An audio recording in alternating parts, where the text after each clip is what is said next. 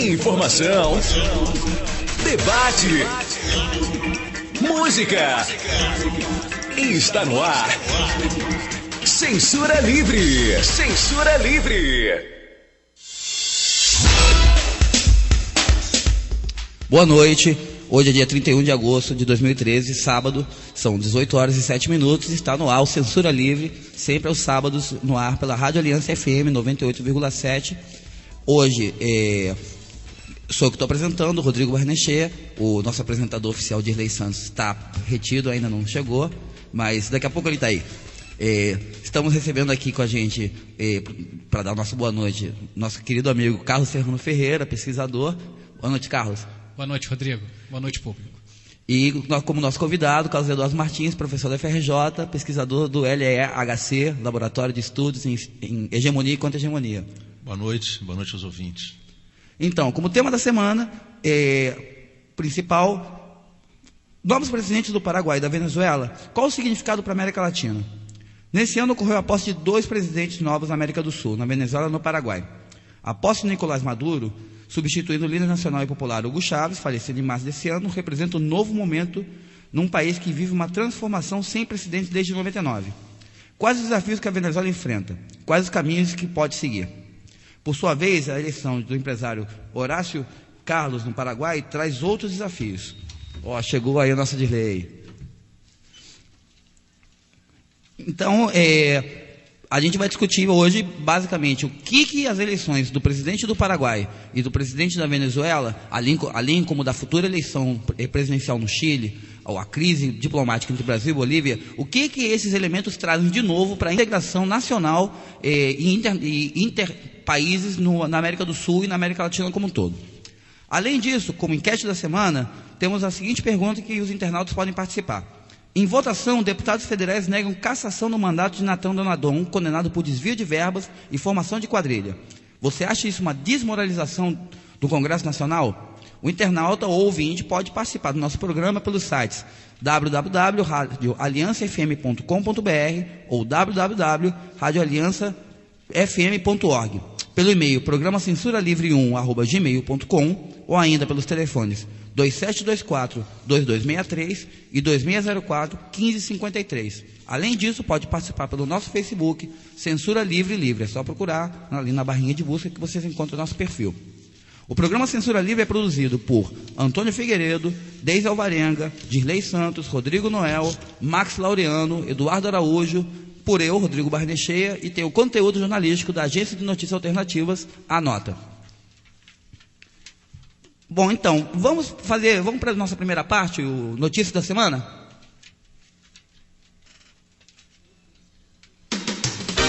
Notícias da Semana. Então, a principal notícia da semana é a fuga do senador boliviano Raul Pinto, que foi escoltado por um representante diplomático, teve a fuga facilitada por um representante diplomático da Embaixada Brasileira em La Paz e teve a fuga garantida por um par de fuzileiros navais que o conduziram de La Paz até a fronteira com o Brasil, em Corumbá, de onde daí ele conseguiu fugir entrando no Brasil. Então, isso gerou uma crise diplomática muito grande entre Brasil e Bolívia, com o protesto do embaixador boliviano aqui no Brasil, o embaixador Xerxes, com declarações, por um lado, da presidente Dilma, por outro lado, do presidente Evo Morales, e, por fim, com a queda do chanceler brasileiro, Antônio Patriota, e a posse de um novo ministro das Relações Exteriores. Então, eu vou perguntar para os nossos debatedores, mas antes disso, dá boa noite, Dirley. Boa noite. Então, chegou atrasado, está de castigo. Não foi isso não. Eu ia chegar na hora, mas infelizmente o trânsito do Rio de Janeiro para Niterói e São Gonçalo está cada vez pior, né? A cidade cresce, mas as estradas não. Então, Serrano, falando agora dessa notícia que é a principal da semana, as relações entre Brasil e Bolívia vão ficar estremecidas por esse episódio? No que isso é importante? Houve uma violação da Convenção de Caracas que garante a inviolabilidade dos refugiados? A ONU tem que se meter nessa história? E aí, o que você acha? Não, é estranho esse tipo de ação em relação a um país democrático, né? O grande argumento para a fuga desse senador era que ele está sofrendo perseguições políticas, né? Agora, é curioso, é a mesma coisa que se o Maluf fosse resgatado pela missão diplomática de outro país, que retirasse o Maluf do país sob a alegação de que ele está sofrendo perseguições políticas, onde claramente ele está sofrendo a perseguição da justiça pelos crimes que cometeu. Então, na verdade, não é diferente o caso se fosse uma ditadura, onde há comprovações de que existem perseguições políticas e tudo. Isso teria um outro sentido, né? Mas foi claramente uma interferência do Itamaraty sobre a política interna de outro país. Então, isso claramente vai causar constrangimentos com a Bolívia, que já sofreu constrangimentos agora com outros países, né? Vamos lembrar agora do voo do Evo Morales, que foi parado várias vezes por vários países da Europa, não permitiram que ele parasse em vários países da Europa, porque tinha suspeita que estava trazendo o Snowden da Rússia. Então, claramente uma série de interferências e de desrespeitos com o governo boliviano, que tem a ver com o caráter do governo boliviano, que se não é um governo socialista, mas é um governo que tem enfrentamentos com o imperialismo, mesmo que pontuais, e por isso sofre também esse tipo de interferência, como agora aconteceu pelo governo brasileiro. Carlos. Exatamente. Quer dizer, houve aí, primeiro, o acolhimento na Embaixada Brasileira desse senador, né? Então, já é um primeiro ponto, um senador que estava sendo acusado de corrupção.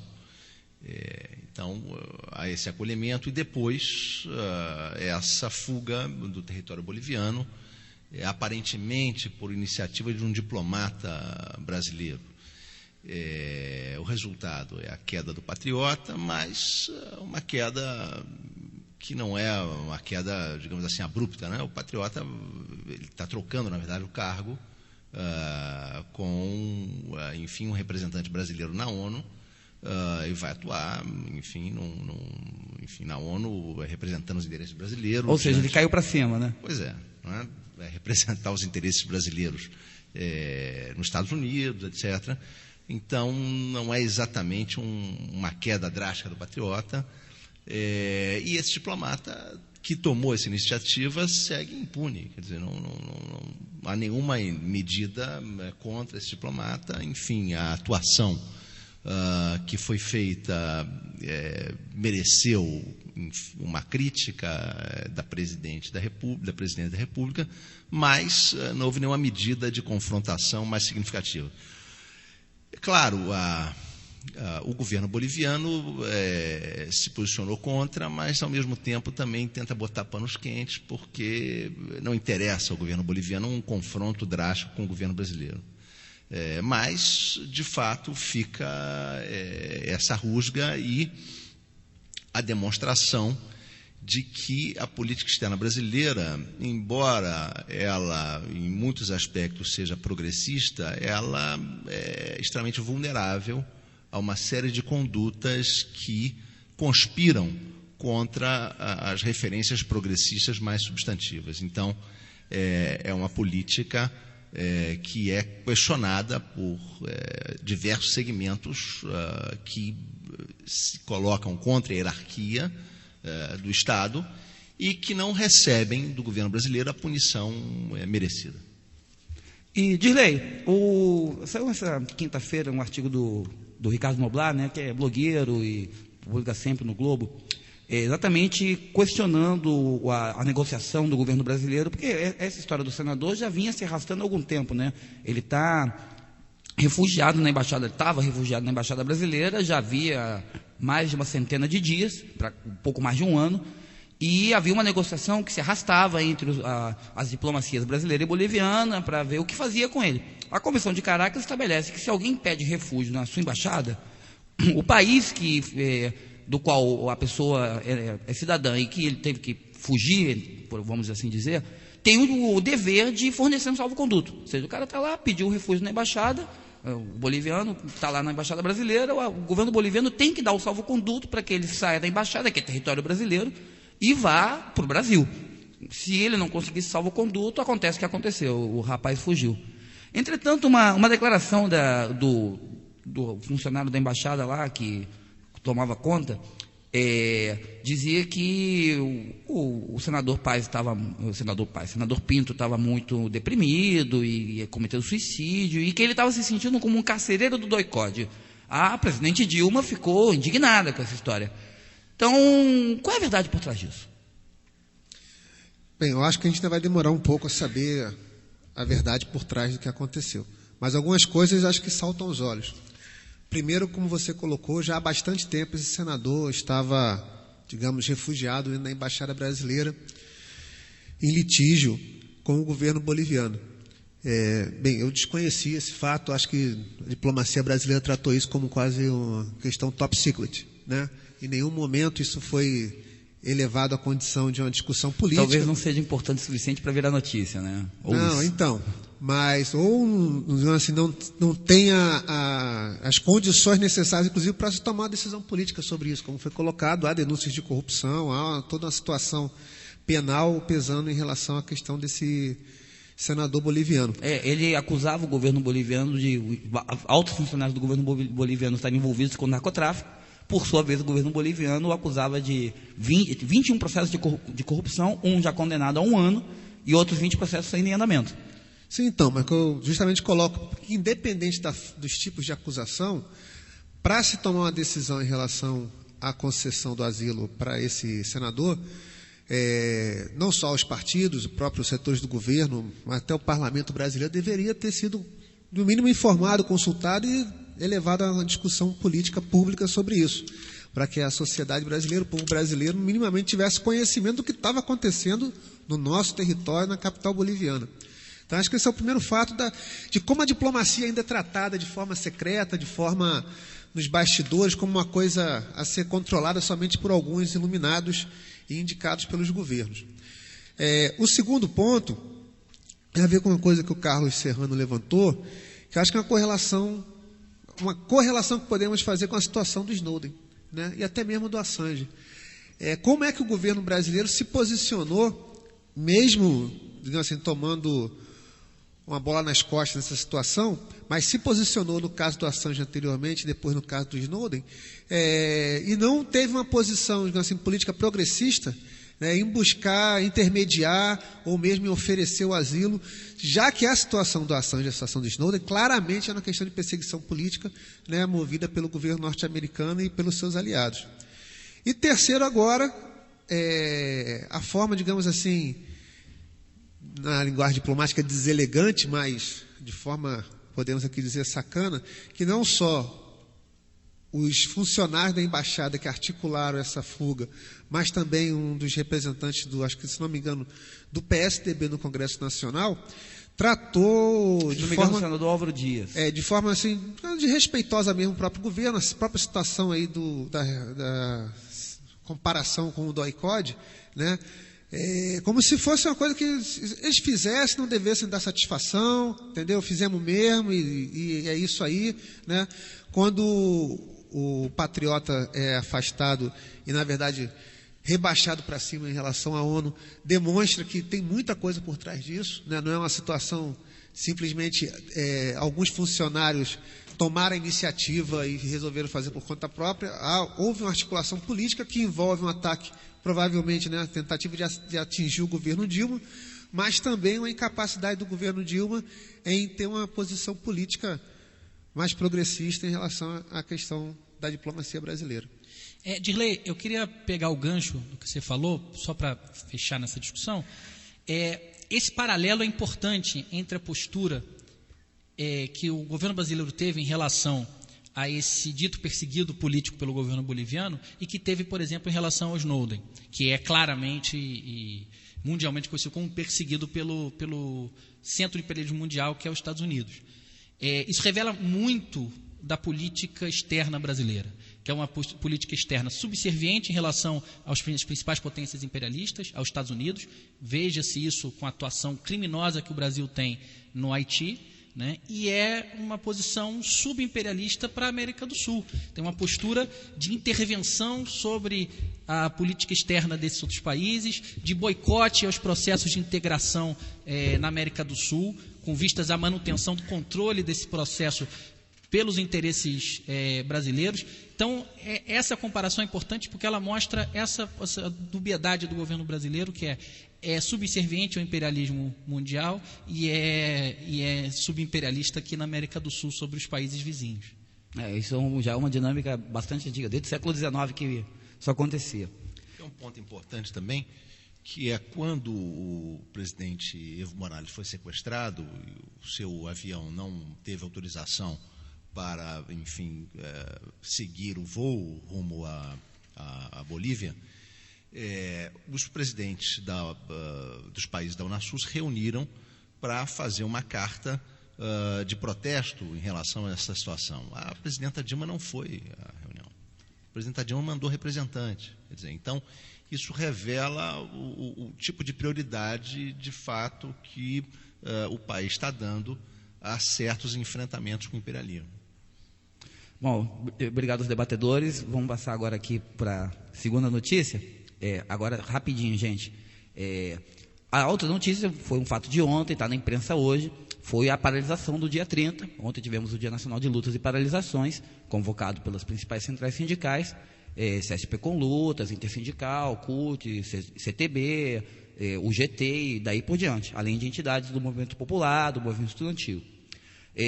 Houve em algumas cidades, um índice de paralisação bastante elevado. A gente sabe que quando o transporte público para, a produção é muito mais afetada, a cidade é afetada. Aqui no Rio de Janeiro, por outro lado, nem tanto. E, além disso, algumas centrais sindicais, principalmente as centrais sindicais que a gente chama de governistas, principalmente a CTB e a CUT, lançaram uma operação de desmonte do dia 30. Então, algumas categorias importantes que haviam parado totalmente suas atividades na mobilização anterior, que foi no dia 11 de agosto, não paralisaram suas atividades por orientação dos sindicatos ligados a essas centrais. O caso de Correios, em que o sindicato dos trabalhadores da SCT, por orientação da CTB, foi contra a paralisação. A Assembleia acabou votando que os Correios não iriam entrar no dia 30. Além disso, as centrais sindicais dividiram o ato. Ontem houveram 2 atos. Um ato na Central do Brasil, convocado pela CUT, pela CTB e pela Força Sindical, e um ato na Rio Branco, da Candelária até a Assembleia Legislativa, convocado pela CSP com Lutas, pela Intersindical, pela Unidade Classista, que é uma corrente sindical, e por várias outras entidades.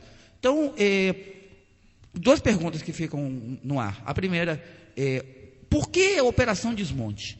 E a segunda,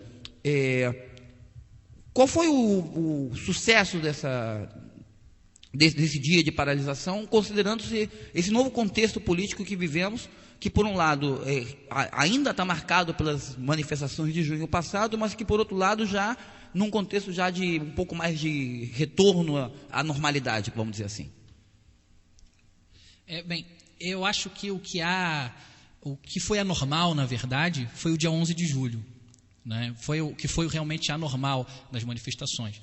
Porque, na verdade, desde a posse do governo Lula, que há um processo de divisão nos setores da classe trabalhadora, entre aqueles setores que continuam na defesa das bandeiras históricas da classe trabalhadora, continuam priorizando as ruas e as lutas pelas conquistas dos trabalhadores, e um outro setor que seus principais dirigentes foram para os palácios, para os seus cargos no governo, e que começaram a instrumentalizar o movimento sindical e social e estudantil para seus interesses e para a defesa do governo, inclusive quando é contra os interesses dos trabalhadores. Então, o dia 11 de julho, na verdade, foi uma exceção, que foi quando se conseguiu construir uma pauta unificada de todos os setores. Infelizmente, a tendência é que, como se expressou ontem, não por culpa dos setores classistas e que continuam de oposição ao governo, mas infelizmente pelos setores que estão ligados ao governo, como a CTB, a CUT e outras centrais ligadas ao governo, que essas manifestações, infelizmente, por essa política sejam divididas e que essa força da classe trabalhadora continue dividida em favor de um governo que implementa as políticas de direita no país. Carlos Eduardo. Infelizmente, houve uma cooptação de grande parte do movimento sindical por parte do PT no governo, e, nesse sentido, houve um esvaziamento das tensões que o movimento social organizado produziu em relação ao Estado brasileiro. Não é? Daí, inclusive, que as manifestações que tenham surgido em junho tenham vindo de setores que não tinham uma base mais articulada.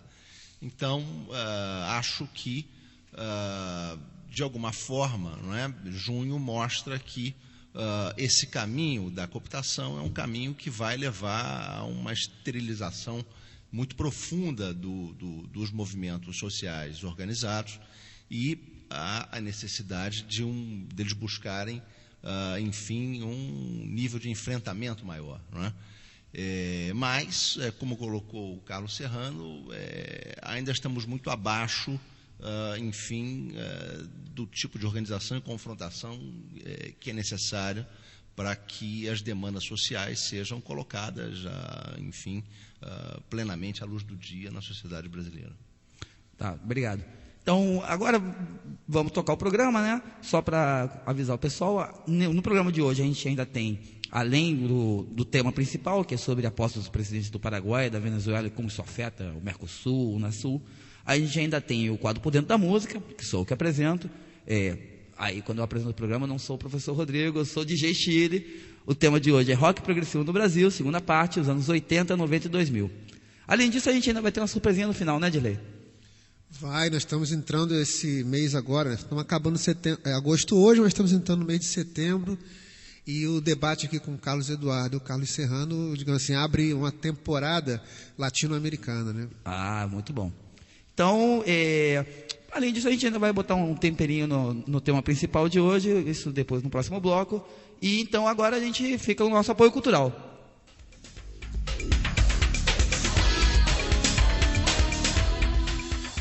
Música, informação, prestação de serviço. Rádio Aliança FM 98,7. Orgulho de ser comunitária. 18h28. Você pode nem perceber, mas tem Greenpeace no seu dia. Enquanto você toma café ou leva as crianças para a escola, sai e entra de reunião, o Greenpeace também trabalha por um planeta melhor para você e sua família. E para mostrar aos governos que fontes limpas de energia são possíveis. Pesquisar maneiras de gerar empregos em vez de poluição é bom para o nosso país. Faça a sua parte.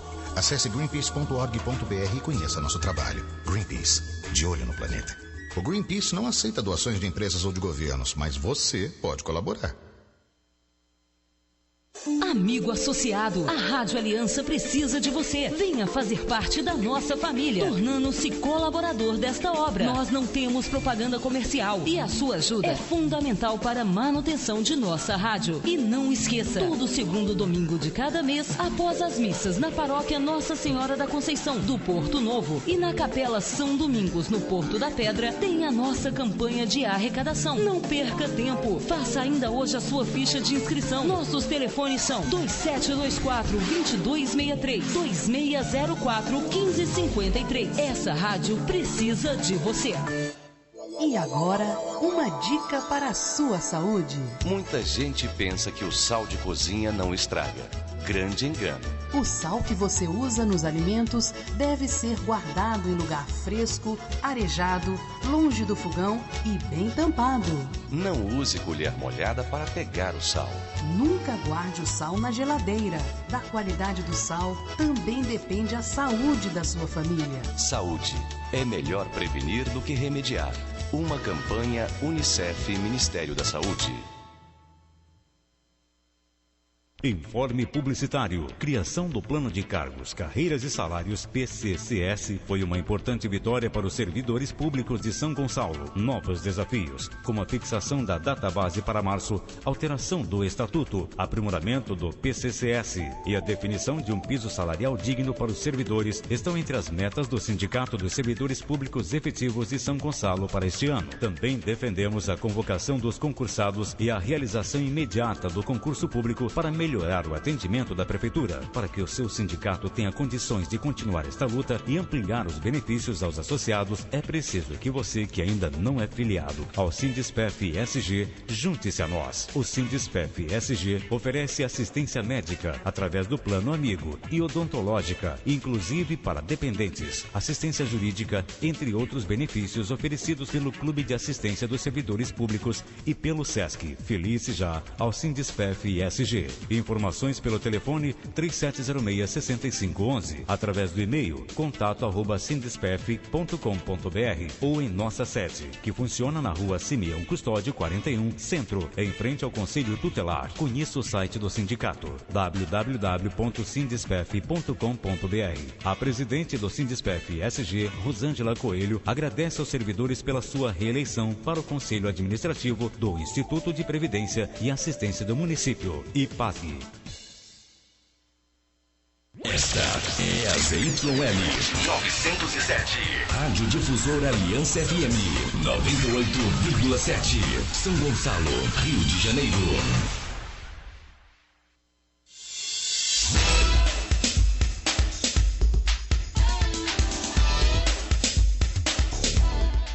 Bom, estamos de volta aqui. Antes de passar para o Dirley, a gente já tem aqui uma primeira pergunta enviada aqui no nosso mural do www.radioaliançafm.com.br.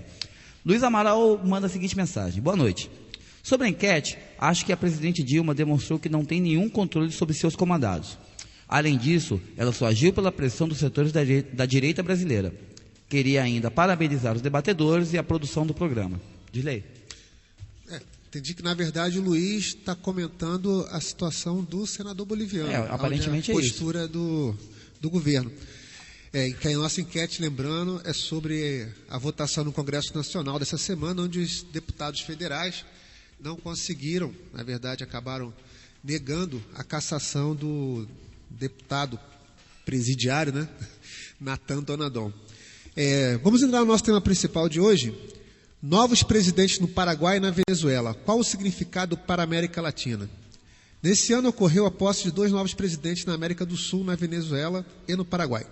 A posse de Nicolás Maduro, substituindo o líder nacional e popular Hugo Chávez, falecido em março deste ano, representa um novo momento num país que vive uma transformação sem precedentes desde 1999. Quais os desafios que a Venezuela enfrenta? Quais os caminhos que pode seguir? Por sua vez, a eleição do empresário Horácio Cartes, no Paraguai, traz outros questionamentos, principalmente sendo a primeira após o golpe parlamentar que retirou Fernando Lugo da presidência. O que significa o retorno ao poder do Partido Colorado? Como estas eleições afetam os processos políticos e sociais na América Latina?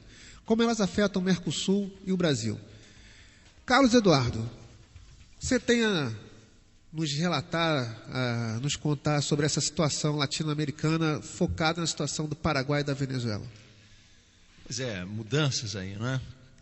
Tivemos a morte do presidente Chávez, uma morte precoce, e que vai ocorrer no momento em que a Venezuela começa a enfrentar um problema em relação ao seu nível de reservas. O que acabou levando entre a eleição do Chávez e a eleição do Maduro a uma iniciativa de desvalorizar o Bolívar. Iniciativa essa que acabou incidindo sobre o poder de compra da população. E, então, uma explicação do porquê que o presidente Chávez se elegeu com certa folga e um mês depois o presidente Maduro se elegeu com uma diferença absolutamente mínima, seria exatamente essa desvalorização do Bolívar que acabou atuando sobre o poder de compra da população venezuelana. Então, quer dizer, a Venezuela enfrenta uma situação econômica mais difícil da que ela enfrentou na primeira década do século XXI. É fundamental, nesse momento, a Venezuela evitar a fuga de capitais, que é um problema que a Venezuela teve durante toda a primeira durante toda a primeira década do século XXI. A Venezuela teve um processo de fuga de capitais bastante expressivo, que era compensado com um saldo comercial muito significativo que vinha da conta petróleo. com a diminuição dos preços das commodities, essa fuga de capitais começa a ter um efeito mais significativo na economia venezuelana. Então, esse é um ponto que a Venezuela vai ter que enfrentar, e isso implica num nível de centralização sobre o balanço de pagamentos maior do que se vem tendo até então. Isso implicaria em avançar com a planificação, com, enfim, o combate à sabotagem que o setor privado faz em relação à Revolução Bolivariana. Uma novidade bastante significativa também é a entrada da Venezuela no Mercosul. A Venezuela agora passa a deter a presidência do Mercosul, o que, enfim, aumenta, de alguma forma, o escopo e a presença da Venezuela. Também parece que vai se colocar para funcionar o Banco do Sul, depois de 6, 7 anos da iniciativa para a criação do Banco do Sul. Agora parece que, enfim, o Banco do Sul vai funcionar com, enfim, um capital de cerca de 7 bilhões de dólares. O Brasil ainda está atrasado nesse processo. Até hoje o Congresso brasileiro não ratificou a participação brasileira no Banco do Sul. A Comissão de Finanças aprovou, mas ainda falta, enfim, duas instâncias antes de que o plenário se posicione sobre isso. Então, esse é um tema de atraso do Brasil inaceitável em relação a essa questão. Então, o presidente Nicolás Maduro é um presidente que assume a Venezuela nesse contexto de maior pressão sobre as contas externas venezuelanas. Não tem, enfim, o mesmo carisma e a mesma força pessoal do Chávez, mas, de alguma forma, a Venezuela está articulada com o Mercosul, e isso lhe dá mais respaldo, e, ao mesmo tempo, também o Banco do Sul entra em funcionamento, o que, enfim, algum tipo de respaldo pode vir a dar também à economia venezuelana. Em relação ao Paraguai, se teve a deposição do Lugo por um golpe de Estado. O Paraguai foi suspenso do Mercosul. A esquerda se dividiu, lamentavelmente, nas eleições paraguaias. Teve um resultado bastante medíocre nas eleições. O Partido Colorado voltou ao poder. E o presidente Horácio Cortés não está querendo reintroduzir o Paraguai no Mercosul, né? Há um questionamento muito forte por conta do presidente Horácio Cortés da entrada da Venezuela no Mercosul, e, sobretudo, o fato da Venezuela ter a presidência do Mercosul nesse momento. Então, o presidente Horácio Cortés, ele não se anima a tomar a iniciativa para que o Paraguai volte ao Mercosul, e, pelo contrário, flerta cada vez mais com a Aliança do Pacífico, que é um projeto que busca retomar, na verdade, a ideia de uma integração voltada para os tratados de livre comércio. Os Estados Unidos, evidentemente, está por trás desse processo, ainda que não apareça claramente. Mas se trata de uma integração que prioriza a integração financeira, a integração das bolsas de valores. Na Aliança para o Pacífico, o Paraguai está como observador, o Uruguai também como observador, o próprio Equador também está como observador. Então há enfim, tentativa de sedução e cooptação de vários países da América do Sul para que entrem nesse tipo de processo de integração, que é neoliberal, não é? Fortemente neoliberal, não é? Livre comércio, integração financeira, se integra as bolsas de valores, enfim, do México, do Peru, da Colômbia e do Chile, não é? Claro, a possibilidade desse tipo de processo se desenvolver na região vai depender do êxito ou não de outro tipo de integração mais planejada, mais cooperativa, que o Mercosul e a Unasul tentam impulsionar. Então, vivemos nessa década, uma década de mais incertezas do que a década anterior. A América Latina foi muito beneficiada na primeira década do século XXI pelo fato de que os preços das commodities se elevaram de maneira muito significativa. Isso não vai ocorrer nessa década. A tendência é que os preços das commodities caiam. Da mesma forma, a América Latina recebeu uma enxurrada de capitais, sobretudo a partir de 2007, 2008. O Brasil ainda vem recebendo, e dificilmente essa enxurrada de capitais vai continuar a entrar na região. Então, a perspectiva é, a médio prazo, de um certo estrangulamento do balanço de pagamentos da região. E, para fazer frente a isso, é necessário que os governos tomem medidas muito mais avançadas no campo social e de enfrentação ao setor privado e especulativo que conspira contra as políticas progressistas da região. Eu queria comentar, eu acho que é importante. Essa questão da volta do Partido Colorado significa um retrocesso muito grande no processo paraguaio, mesmo com todos os limites do Lugo. Que é importante lembrar, o Partido Colorado dirigiu o Paraguai, por exemplo, por quase todo o século XX, à exceção de pouquíssimos anos, né? Inclusive a ditadura do Stroessner é feita a ditadura terrível do Stroessner foi feita com apoio e sustentação do Partido Colorado. O Horácio Cartes é um grande empresário, né, paraguaio, né? Então isso aponta para uma inflexão na posição do Paraguai na América do Sul à direita, né? É uma inflexão que significa uma aproximação dessa Aliança do Pacífico, que é importante esclarecer qual é o significado dela, que eu acho que é um marco e vai ser um elemento importante para o processo aqui.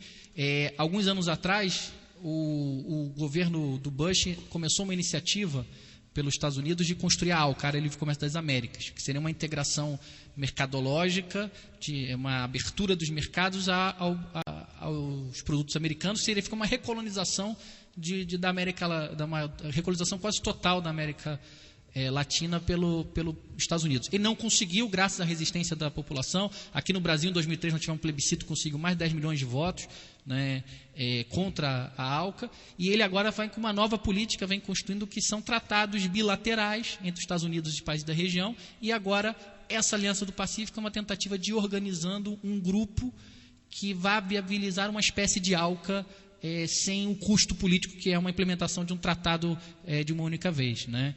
Então, essa eleição do Paraguai é realmente uma inflexão à direita e que piora o quadro na América do Sul para os setores progressistas. Carlos Eduardo, o processo de integração regional já vem, na verdade, ele se arrasta, ele tenta existir desde os anos 60. A gente pode lembrar das falecidas ALAD, mas ele se intensificou com a criação do Mercosul, basicamente, e na América do Norte com a criação do NAFTA, né? Estados Unidos, México e Canadá.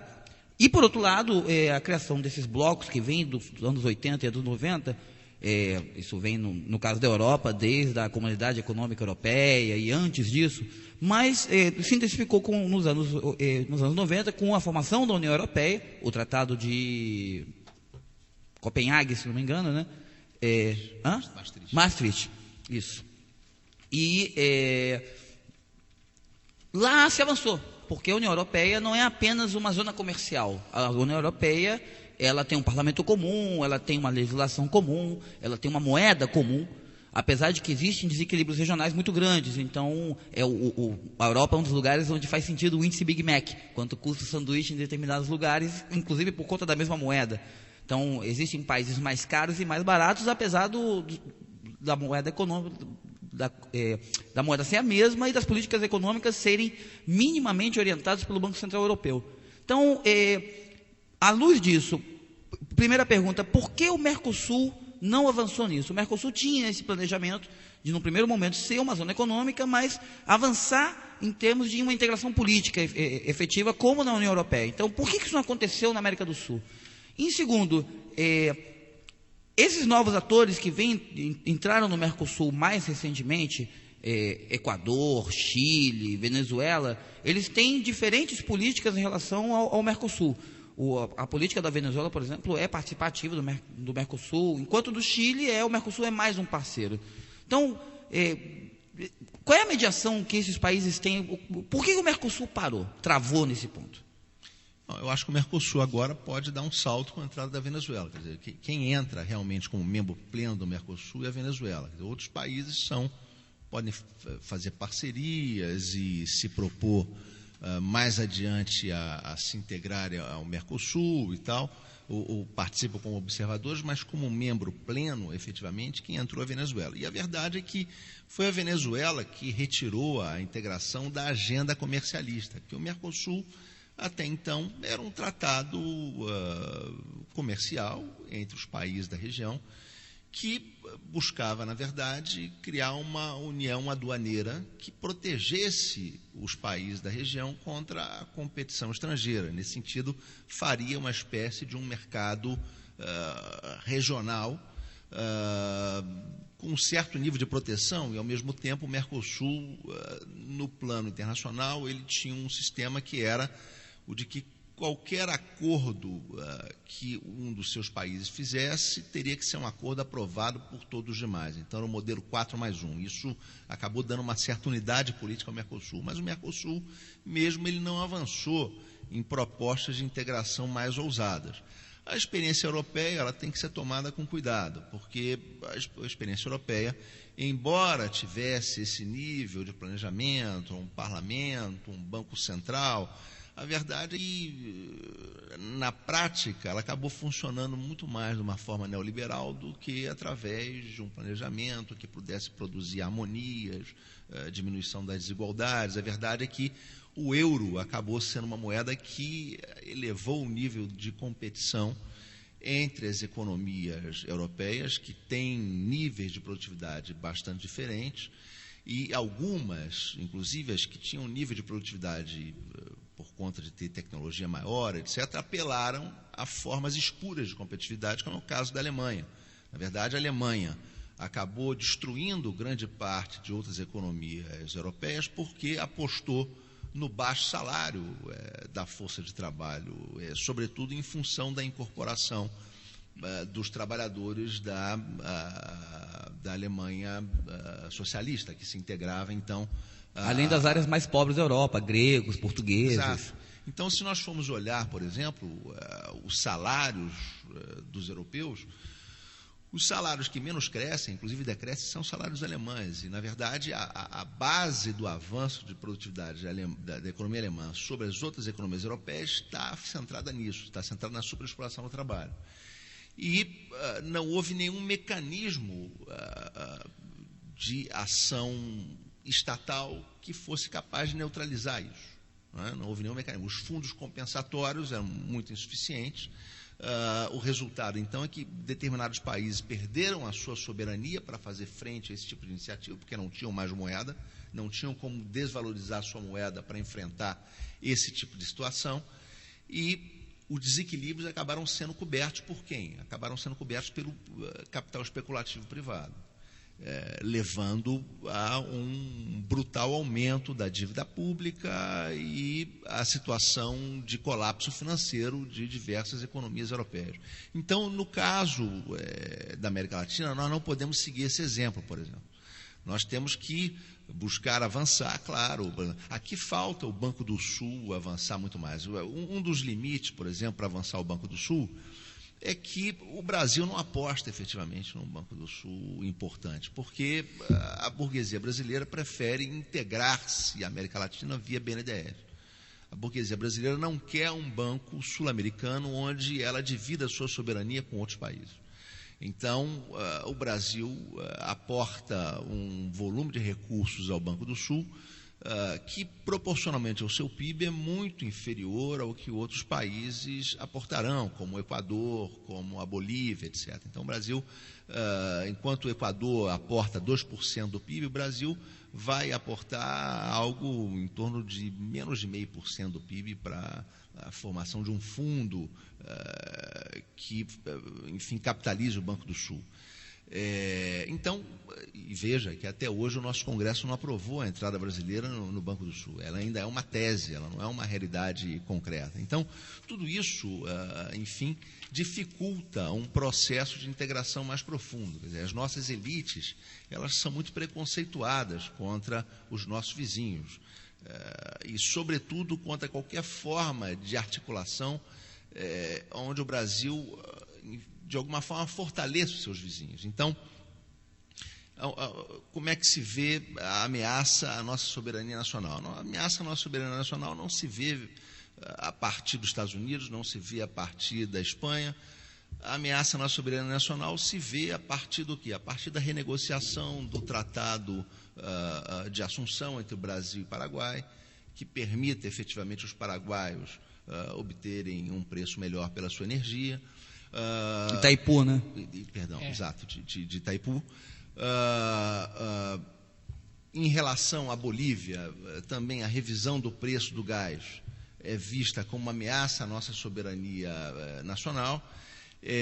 Então, há uma resistência muito forte de setores conservadores que têm presença no aparato do Estado e que dificultam fortemente que o Brasil se aproprie da integração como um projeto seu, o que é uma pena, porque, na verdade, o Brasil só será forte no mundo se o Brasil representar, de fato, a América do Sul, uma América do Sul forte. Não é? É isso que pode realmente dar força ao Brasil como um grande ator internacional.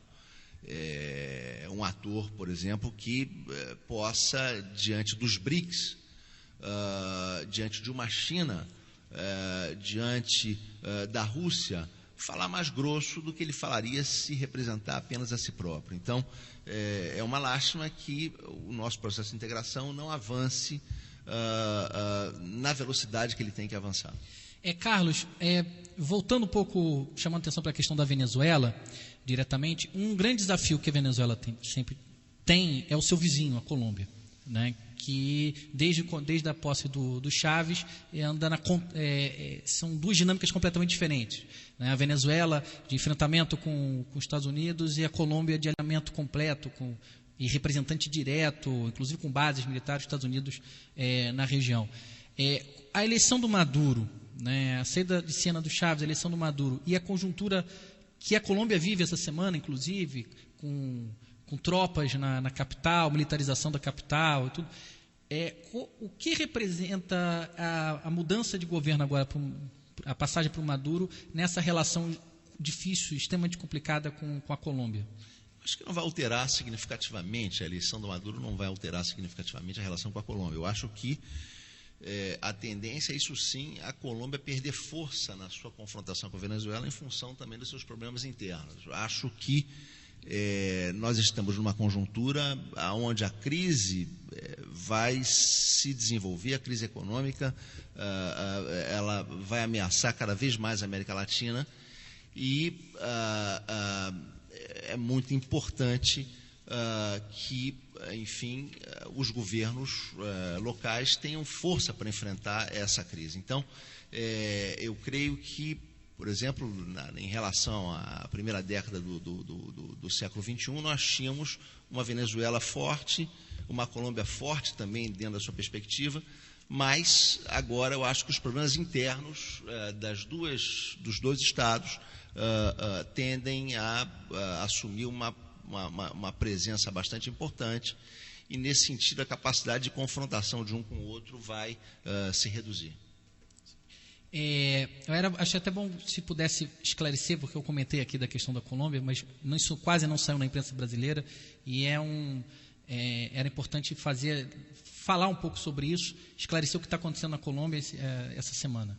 Exato, enfim, uma conjuntura de protesto dos camponeses na Colômbia em função exatamente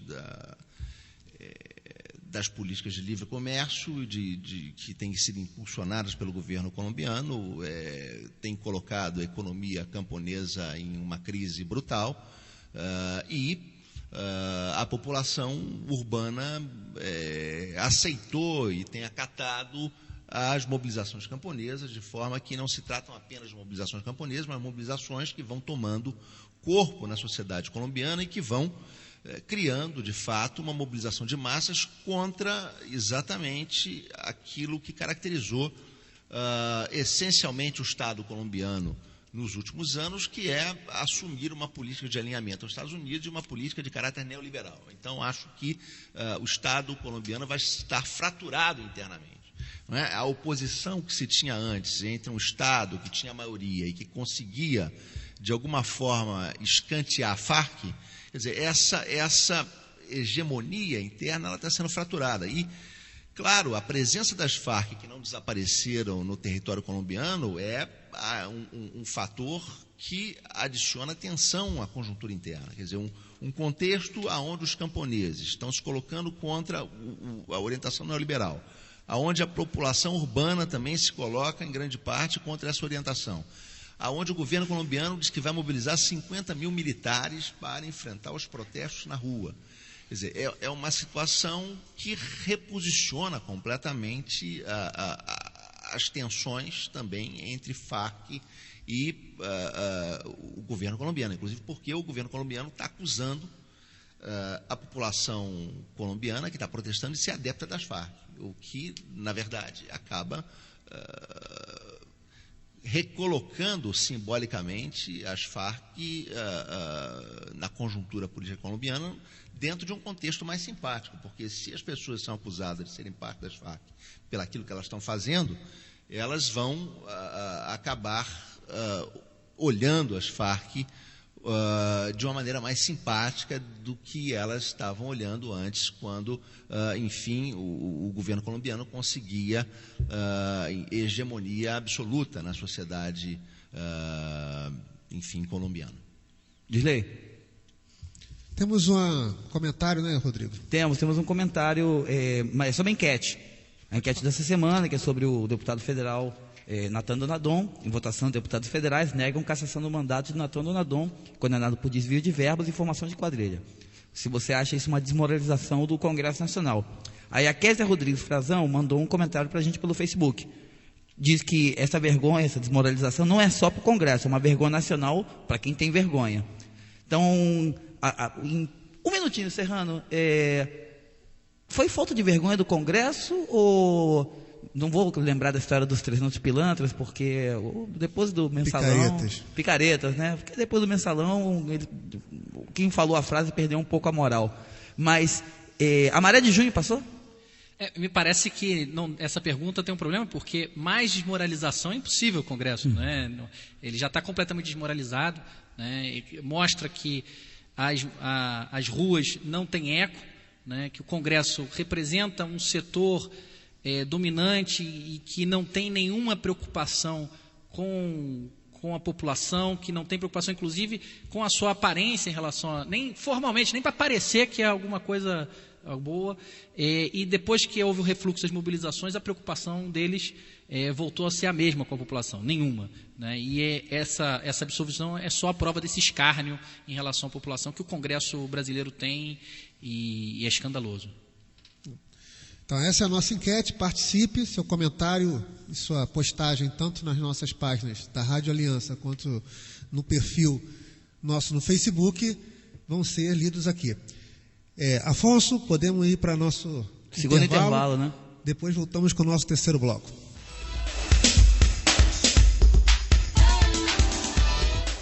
Você está na 98,7. Rádio Difusora Aliança FM. 18h59. O melhor sabor está no Mel na Boca. Mel na Boca. A qualidade de nossos pratos é a nossa marca. Venha conferir na Rua Maria Rita, 188, Patronato, em São Gonçalo. Mel na Boca. Dá água na boca pensar neste nome. Sentiu aquela fome? Ligue 2604-7722. 2604-0707. Entregamos em domicílio. Mel na Boca apoia a programação da Rádio Aliança FM. amigo associado, a Rádio Aliança precisa de você. Não temos propaganda comercial e toda a nossa arrecadação vem da sua contribuição mensal. Por isso, não deixe de pagar a sua mensalidade. Se você ainda não é associado, venha até a sede de nossa emissora, na Rua Maria Quitéria, número 1, Porto Novo, e faça já a sua ficha de inscrição ou ligue 2724-2263 ou 2604-1553. Lembre-se, a Rádio Aliança precisa de você.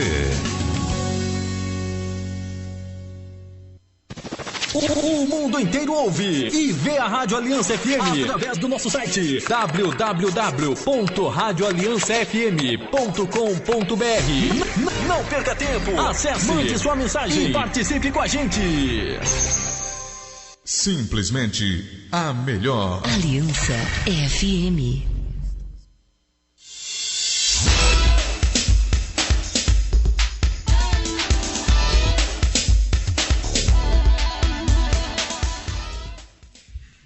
Novos presidentes no Paraguai e na Venezuela. Qual o significado para a América Latina? Esse é o tema do nosso debate, discutindo a posse dos presidentes na Venezuela e no Paraguai, com os nossos debatedores, professor Carlos Eduardo, da UFRJ, e o nosso já veterano companheiro Serrano. Serrano. Carlos, a gente falou já um pouco da Venezuela, eu que acho que, como a gente está falando também, o debate sobre o Paraguai, acho que era um pouco importante tentar explicar por que volta o Partido Colorado ao poder no Paraguai, que tinha sido pela primeira vez em muitas décadas, tinha saído com o Fernando Lugo, e esse processo da saída do Lugo, o desgaste dele, o golpe, e o que está por trás desse processo? Na verdade, a eleição do Lugo, ela pode se entender em parte por conta de um esfacelamento do Partido Colorado que ele conseguiu reverter com o tempo, né? Houve um esfacelamento em função de anos de domínio do Partido Colorado, que acabou criando uma série de resistências à sua hegemonia. Houve uma fratura, por exemplo, entre o Partido Colorado e o Partido Liberal. Surgiu do Partido Colorado uma dissidência que acabou criando um outro partido, que é a UNASSE.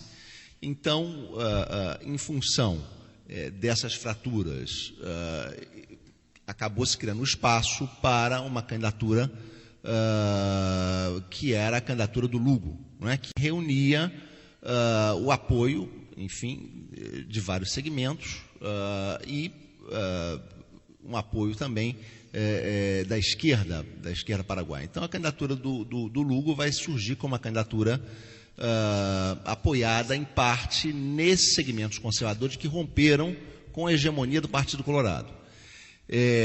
Mas ela, ao mesmo tempo, apresentava uma capacidade de autonomia e independência frente a esses setores conservadores muito limitada. Basta ver que, no parlamento, a Frente Iguaçu, que, enfim, representava, era a frente que apoiava de esquerda, que apoiava o Lugo, não tinha nenhum representante parlamentar, praticamente. A esquerda se apresentava, enfim, não havia feito, inclusive, campanha para o parlamento. Então, o golpe foi uma decisão, na verdade, do Partido Liberal e dos setores mais conservadores de não mais continuar dando suporte ao governo Lugo. Mas esse governo havia, enfim, ganhado a simpatia e o apoio de uma parte significativa da população. Então, havia expectativa de que, numa nova eleição, quem sabe a esquerda tivesse a capacidade de, enfim, de forma independente, conquistar o pleito presidencial e uma participação expressiva no Congresso paraguaio. Mas o problema é que a esquerda se dividiu. A esquerda se dividiu, o que dificultou muito, enfim, o seu desempenho eleitoral. Se dividiu em dois candidatos, que é o Aníbal Carrilho, que era o candidato da Frente Iguaçu, e o Mário Ferreiro, que resolveu estabelecer uma candidatura independente. O resultado foi muito baixo, somado as duas candidaturas não se chegou. Ambos os candidatos eram, vamos dizer assim, social-democratas ou algum candidato realmente mais à esquerda? Candidatos à esquerda dentro da conjuntura paraguaia, né? A esquerda dentro da conjuntura paraguaia, o que, enfim, a esquerda possível ali, quer dizer, não tinha ninguém propondo uma revolução socialista, evidentemente, mas certamente um avanço numa direção progressista, a associação com, enfim, as forças progressistas da América Latina. O Lugo havia, enfim, estabelecido algumas iniciativas interessantes no Paraguai. Malbem havia, enfim, criado um sistema de saúde público para a população paraguaia, havia criado um programa de renda mínima que, enfim, incomodava profundamente a elite paraguaia, tentava, de alguma forma, avançar na questão da reforma agrária, ainda que com muita dificuldade. Então, enfim, esse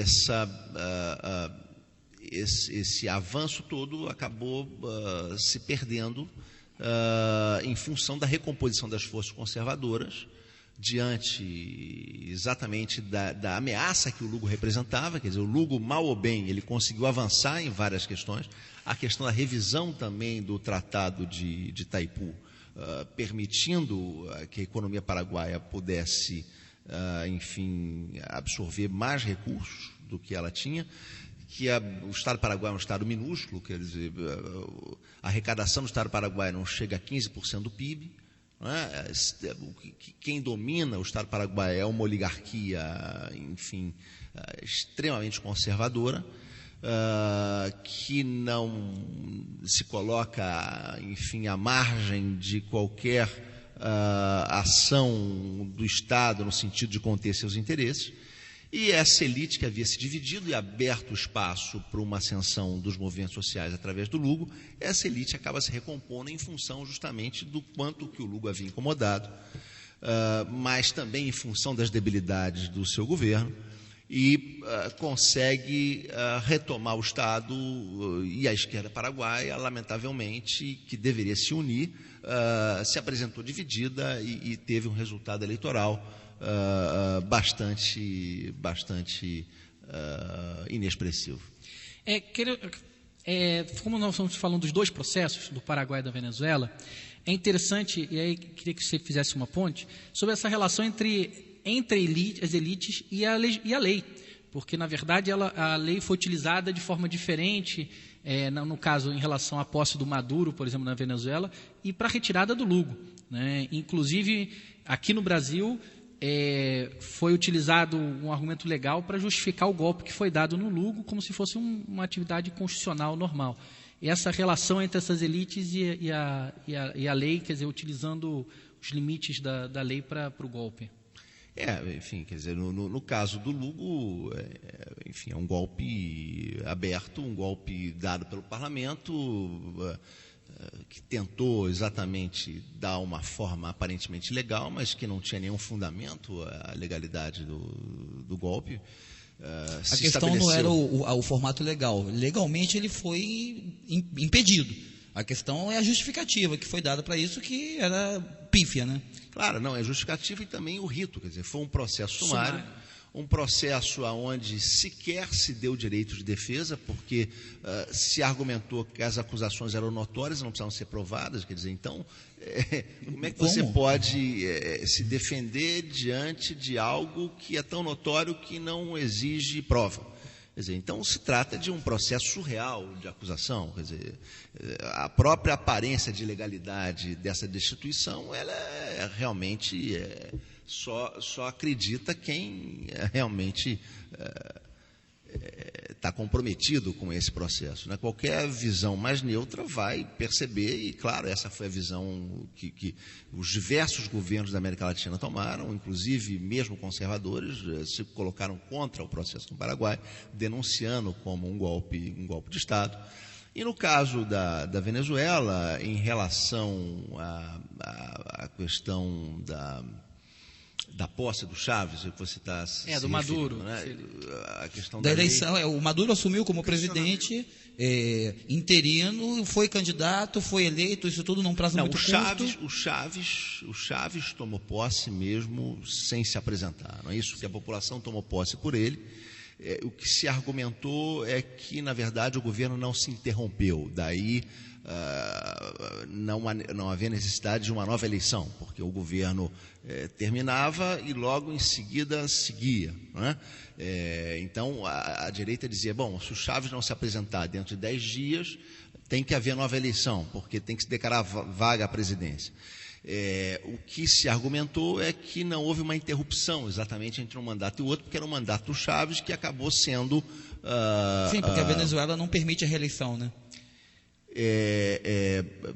Permite? Não, a Venezuela permite a reeleição. Permite a reeleição. Então, o Chaves se reelegeu, inclusive. 3 vezes? Então, qual é o argumento? Não, o argumento era esse, quer dizer, que não poderia haver vacância. E como o Chaves estava doente, fora da Venezuela, ele estaria ausente. Não é? Mas o que se argumentou é o seguinte, que, na verdade, não houve uma interrupção de um governo em relação ao outro. Quer dizer, o mandato do Chaves terminou e logo em seguida começava o outro. Enfim, bom, uma questão técnica, talvez, mas, enfim, era absolutamente notório. Quer dizer, se nós tomarmos como parâmetro a vontade popular, tanto no caso do Paraguai como no caso da Venezuela, era nítida a questão. Quer dizer, a população paraguaia estava contra a deposição do Lugo. Né? O Lugo tinha maioria na população paraguaia. E no caso da Venezuela também, evidentemente, a população votou no Chaves, queria que ele tomasse posse e ele tomou de uma forma, enfim, específica, mas se respeitou a soberania e a vontade popular, que era que o Chaves fosse eleito. O Chaves morreu, enfim, se abriu um novo processo eleitoral e o Maduro foi eleito. Não, eu acho que não queria perder a piada, porque se a gente fosse discutir essa questão da vacância, podia aplicar o governo Cabral, né? Já Sim, que ele passa tanto tempo em Paris. Paris. Pois é. Não é a única piada da semana, né? Temos a piada da semana, enfim. Temos outra. Melhor não mencionar. Mas, Carlos Eduardo, eu acho que a gente podia assim, botar um novo elemento, aprofundar essa discussão em relação à questão desses golpes, pelo seguinte: você falou em recomposição das forças conservadoras. Exato. O primeiro golpe, aquele golpe de abril, foi em 2008, contra o Chaves? Não, 2002. 2002 contra o Chaves. Agora, recentemente, essa tentativa de impedimento da posse do Maduro. Anteriormente, o golpe em Honduras contra o Zelaya. E agora, o golpe parlamentar contra o Lugo. Apesar da distância no tempo entre alguns deles, você conseguiria enquadrá-los dentro desse processo de recomposição das forças conservadoras, inclusive pela diferença da forma dos golpes? A burguesia, ou as burguesias latino-americanas, estão tentando se adequar a esse avanço das chamadas forças progressistas e tentando retomar o poder? Claro, sim, o que esse episódio mostra é o seguinte, é que se tenta dar uma aparência de legalidade aos golpes. E se buscam forças da própria ordem política constitucional para isso, poderes, então o poder judiciário, setores mais conservadores do poder judiciário, setores mais conservadores do parlamento. Quer dizer, não se quer os militares, por exemplo, à frente desse processo. Não é? Essa nova onda de golpe de Estado são golpes que buscam apresentar uma aparência democrática. Não é? Uma aparência democrática. São golpes que buscam retirar a esquerda do poder e entregar o Estado aos segmentos conservadores. Quer dizer, basicamente, em todos esses casos, foi o que aconteceu. Em Honduras, se retirou o Zelaya para se redirecionar o controle do governo para a direita. No Paraguai, o mesmo processo. Na Venezuela, se tentou a mesma coisa. Mas na Venezuela e em outros lugares também, enfim, no Equador se tentou também destituir o presidente equatoriano. Na Bolívia, os segmentos mais conservadores da elite boliviana tentaram, inclusive, rachar o país quando o Morales pretendeu fazer uma reforma agrária, enfim, na parte mais rica da Bolívia. Esses segmentos declararam-se insurrecionais e não aceitando a Constituição feita através da Assembleia Constituinte. Então, são golpes de Estado que partem de segmentos civis, e que preferencialmente buscam se apresentar através de uma certa aparência de legalidade democrática, né? Basicamente, esse é o perfil. Claro que com um cenário de crise econômica na América Latina para os próximos anos, aumenta a margem de ação para esse tipo de iniciativa, né? Esses grupos estão esperando exatamente situação de crise econômica, situação de perda de prestígio popular dos representantes mais progressistas, para buscarem pretextos para criarem golpes de estados constitucionais nos países da região. Constitucionais entre aspas, né? Esse é o nosso debate de hoje. Novos presidentes no Paraguai e na Venezuela. Qual o significado para a América Latina? Com o professor Carlos Eduardo Martins, da UFRJ, e o nosso colega Carlos Serrano. Vamos agora passar para o nosso quadro Por Dentro da Música, com agora, nesse momento, né, mais Rodrigo Barrenetier, o DJ Chile. DJ Chile, o que temos para hoje? Primeira vinheta. Por Dentro da Música. Pronto, agora sim. Então, o quadro de hoje, do Por Dentro da Música, é a segunda parte, né, do quadro que a gente vem apresentando desde a semana que vem, que é o rock progressivo no Brasil. Na semana passada, eu falei desde a semana que vem, desde a semana passada, né? Na semana anterior, nós apresentamos a primeira parte do quadro, que foi os pioneiros do rock progressivo no Brasil, o pessoal dos anos 70. Nós falamos de Mutantes, falamos de Casa das Máquinas, falamos do Terço. Essa semana a gente pega o rock progressivo mais recente, né? Dos anos 80, dos anos 90 e da década de 2000. Vamos falar de 3 bandas também hoje. Uma banda agora nessa primeira parte do bloco, e no último bloco do programa a gente volta com mais 2 bandas. A primeira coisa a comentar é que o fenômeno que se estendeu à música mundial e ao rock mundial como um todo, que vamos dizer assim, um declínio de forma geral do rock clássico, que o seu auge foi na virada dos anos 60 até finais dos anos 70. De uma forma geral, o rock meio que saiu de moda. Então, outras vertentes entraram em seu lugar, e no mercado fonográfico mundial como um todo, o rock não era mais o produto mais vendido.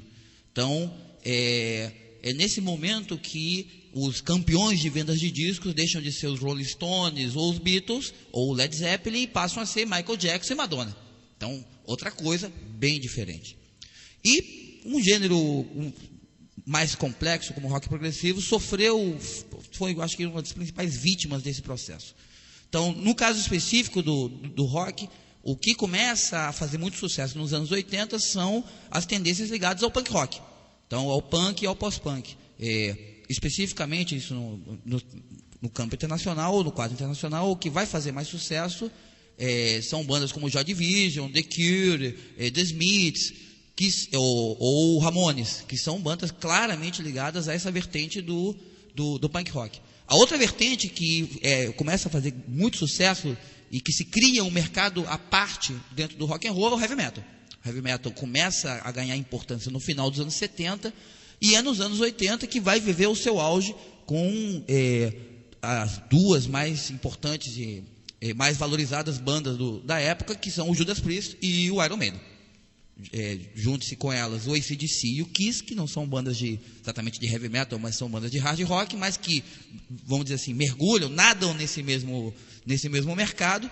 E você tem um mercado fonográfico e de vendas de shows e ingressos gigantesco. Então, no caso do primeiro Rock in Rio, em 85, foi o que movimentou o Rock in Rio.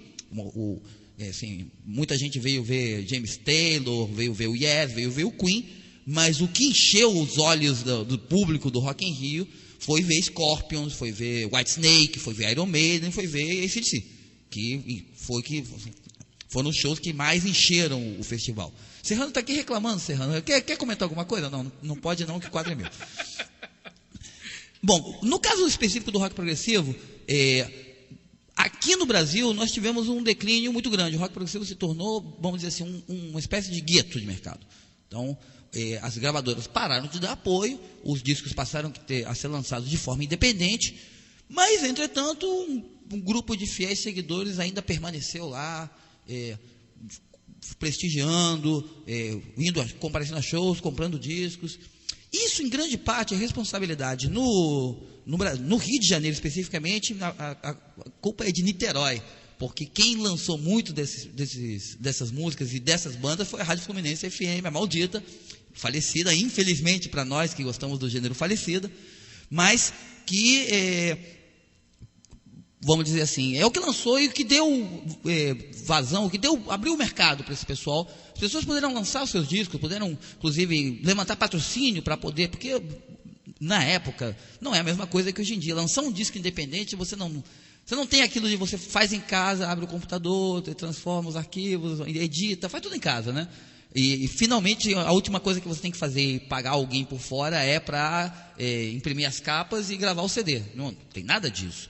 É uma época em que você tinha que ter gráfica para você imprimir capas de LP, você tinha que ter fábrica de vinil, e os próprios estúdios de gravação eram poucos, eram caros, e na grande maioria eram de muito baixa qualidade. E as horas de gravação eram muito caras. Então, você pega alguns discos de MPB mais caros, de artistas mais prestigiados, e aparece lá, você olha, o expediente está lá, gravado em 128 canais, no estúdio tal, do dia 7 ao dia 16 de setembro. Uma banda dessas gravava num estúdio de 8 canais e fazia isso normalmente em um dia e meio. Então, a qualidade saía prejudicada.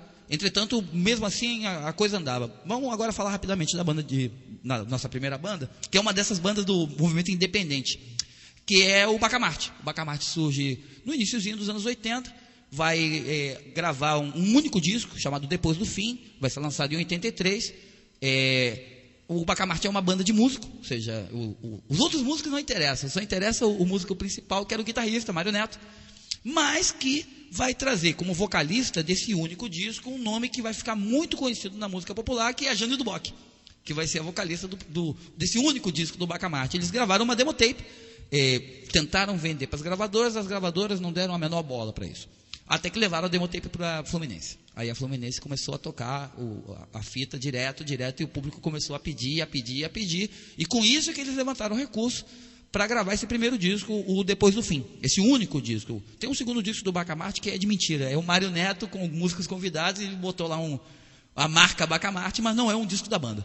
Bacamarte tem apresentações lendárias no Circo Voador, no Teatro de Lona. Teve uma apresentação recente com a formação original e a Jane do Bock no Circo Voador. Nós vamos escutar um trecho peraí, vamos abrir aqui meu depósito de músicas, né? Eles vão ver um trechinho da primeira faixa do disco desse disco do Bacamarte, primeira faixa de hoje, na verdade é a última faixa. Nós vamos ver um trechinho de Depois do Fim, a faixa título do disco, que encerra a gravação. Esse disco fala sobre o fim do mundo. E então, essa música fala sobre o que acontece depois do fim do mundo.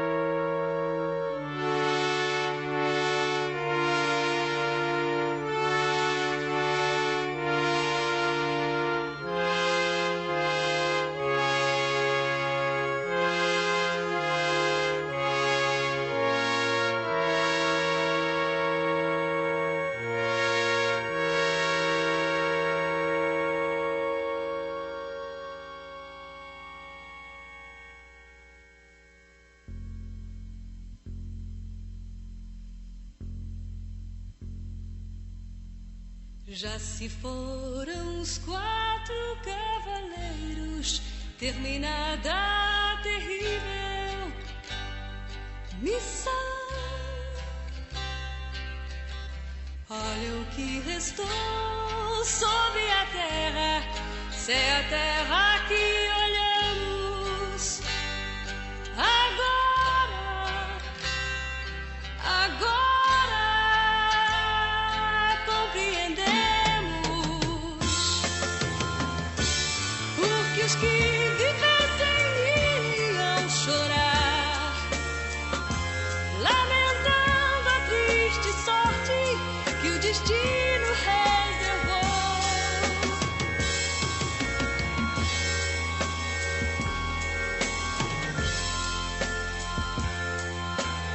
Voltamos a apresentar Censura Livre. Censura Livre. Censura Livre.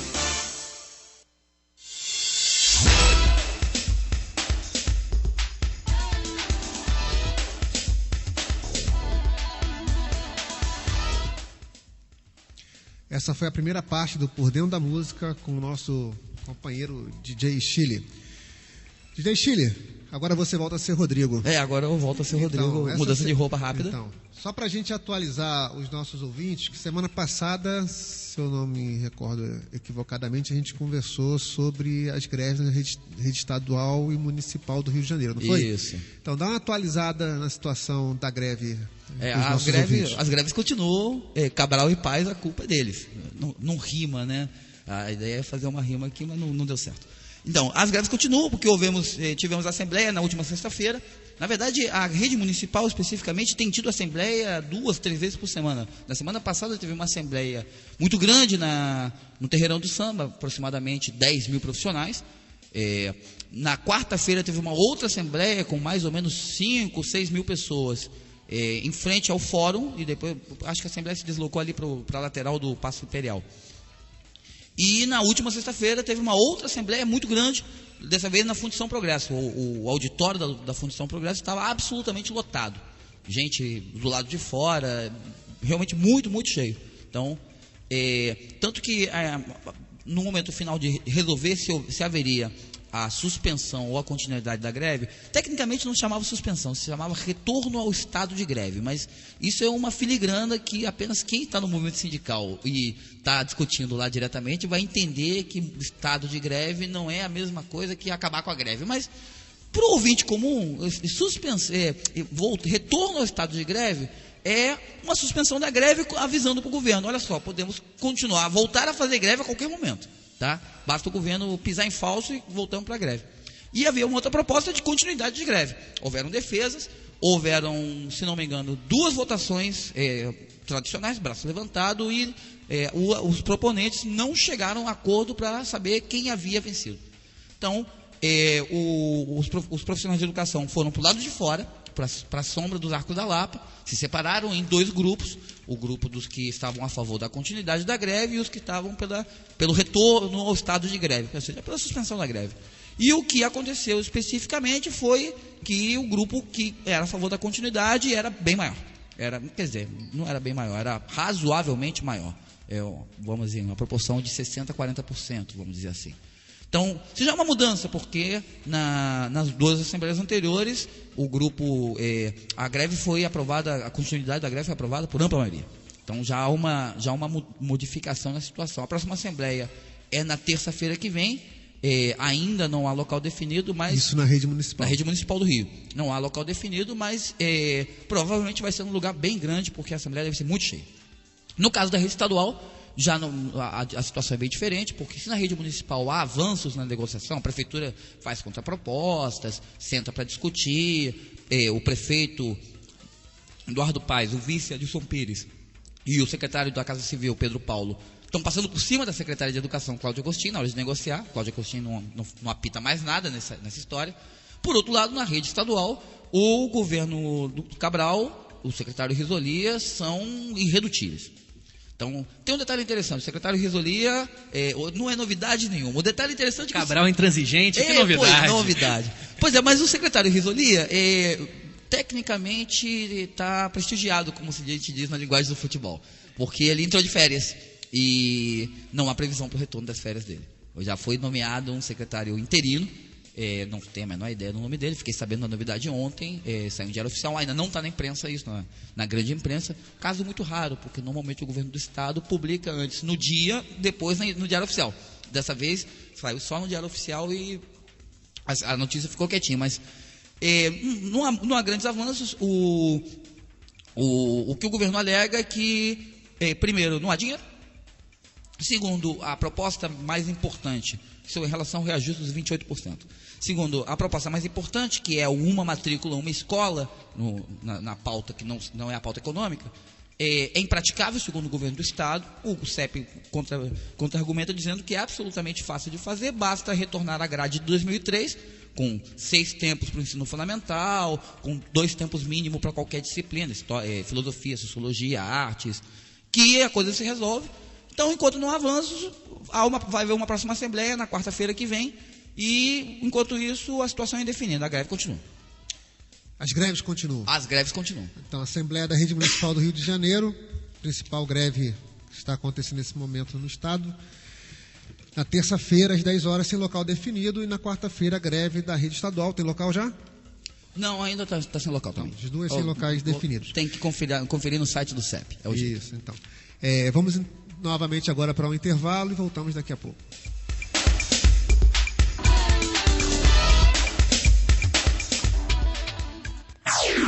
24 horas no ar. Sua companhia todas as horas de sua vida. Na música. Na informação. Na prestação de serviços. Rádio Aliança FM. Aliança FM. Orgulho de ser.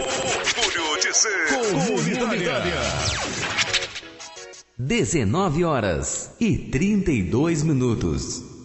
Combate à dengue, esse é o foco. Nos casos de dengue é importante procurar a orientação médica ao surgirem os primeiros sintomas. As manifestações iniciais podem ser confundidas com febre amarela, malária, leptospirose ou mesmo gripe e não servem para indicar o grau de gravidade da doença. Muito cuidado com alguns medicamentos derivados do ácido acetil salicílico. Eles podem agravar a situação do doente. Dengue se combate todo dia. Uma campanha da Câmara dos Deputados e Ministério da Saúde. Participe da Santa Missa na Capela de São Domingos, no Porto da Pedra, aos sábados, às 17h30 e domingos, às 7h30 da manhã, na Paróquia Nossa Senhora da Conceição, do Porto Novo, aos sábados, às 20 horas, domingo, às 9h30 da manhã e 18 horas. E cada primeiro domingo de cada mês, na Capela de Nossa Senhora do Carmo, no Porto Novo, às 16 horas. Venha, Jesus espera por você. Esta é a ZYL 907, Rádio Difusora Aliança FM 98,7, São Gonçalo, Rio de Janeiro.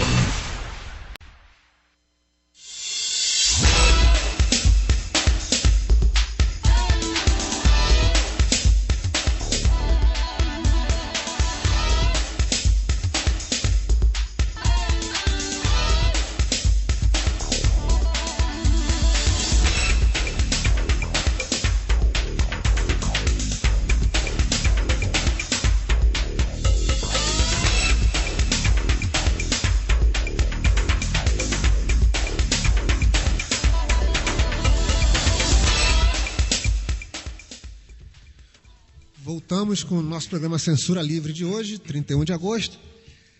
Primeiro, dar um recado aqui, que o pessoal da Associação de Servidores da Fundação Oswaldo Cruz pediu para divulgar. Esse próximo dia 12 de setembro, quarta-feira, a gente vai ter a entrega do Prêmio Especial Sérgio Arouca de Saúde e Cidadania, onde os homenageados serão o Vídeo Saúde, distribuidor da Fiocruz, o Laboratório de Estudos e Pesquisa em Saúde Mental, Paulo Roberto Boechat, cirurgião pediátrico do Instituto Federal Fluminense, Ézio de Albuquerque Cordeiro, coordenador de saúde da Fundação Sesgran Rio e de mestrado da Universidade Estácio de Sá. A entrega do prêmio, como eu disse, será dia 12 de setembro, às 16 horas, na Estação Asfoque, na Fundação Oswaldo Cruz. E também a entrega da medalha Jorge Carelli de Direitos Humanos, onde os homenageados serão a Comissão de Direitos Humanos e Assistência Jurídica da OAB no Rio de Janeiro, e Altair Antunes Guimarães, presidente da Associação da Vila Autódromo. Estamos entrando no nosso último quadro. A gente vai agora as conclusões do nosso tema de hoje sobre a América Latina, que tem a ver com a situação da eleição e das posses dos presidentes Paraguai na Venezuela e as respectivas respostas, né, das burguesias desses países. Carlos Eduardo, quais seriam as considerações finais sobre esse tema? Eu acho que nós estamos numa conjuntura na América Latina que é diferente da que nós vivemos em 2000, de 2000 a 2010, 2003 a 2010. Né? Foi uma conjuntura de 2003 a 2010 de ascensão de governos de esquerda e centro-esquerda que se beneficiaram de uma conjuntura econômica internacional favorável. Agora nós estamos numa conjuntura internacional que não será tão favorável quanto a que foi. Pelo contrário, pode ser inclusive desfavorável nos próximos anos, e isso certamente cria pressões internas sobre o nível de popularidade desses governos, o que os obriga, evidentemente, a radicalizar suas posições internas no sentido de enfrentar os segmentos conservadores para manter a sua capacidade de entregar conquistas sociais e avanços para as grandes maiorias. Então, acho que esse é o contexto que nós vamos vivenciar.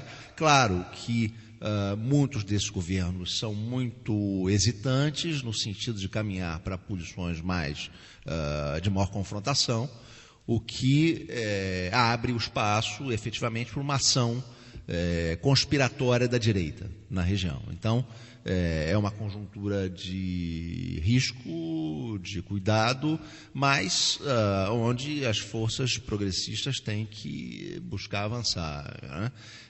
Aqui, por exemplo, no Brasil, enfim, as manifestações de junho colocaram a nu que nós sabíamos os limites de classe do governo brasileiro. Um governo que se colocava como um governo progressista, mas que, de fato, é um governo que está aliado ao grande capital. Basta ver como trata a questão dos royalties, por exemplo. Uma fraude que esse governo vem propagandeando é de que 100% dos royalties vão para a educação.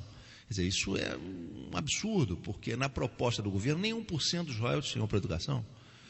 Não é? Porque o que ia, na verdade, é o quê? O que ia para a educação? O que ia para a educação é metade da renda de um fundo, que é o Fundo Social do Pré-Sal, que representa, na verdade, 15% dos royalties. Então, o que ia, na verdade, é metade da rentabilidade de um fundo que é 15% dos royalties.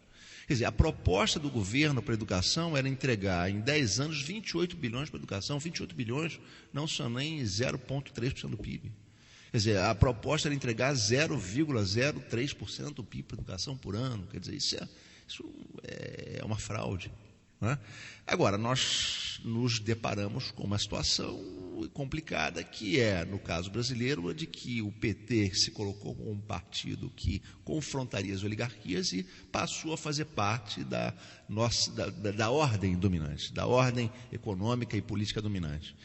E, nesse sentido, se cria um vazio em relação ao qual as forças progressistas não têm, num prazo curto, condição de preencher na medida adequada. Então, nós estamos vivendo... E essa é uma situação que pode se repetir em outros países da América Latina. Não é? Outros países onde que encontrarem governos que não queiram avançar em relação a medidas mais radicais de confrontação com setores do grande capital,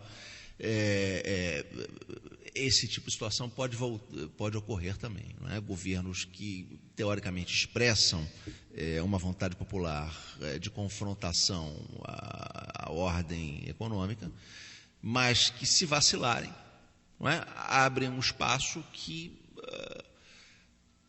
muitas vezes as forças populares talvez não tenham condição de ocupar no curto prazo. Então, esse é um drama da nossa situação na América Latina, mas é um drama que vai ter que ser enfrentado pelas forças populares. Carlos Serrano? Só para chamar a atenção nesse marco dessa conjuntura que o Carlos falou para a América Latina, é a questão venezuelana. Né?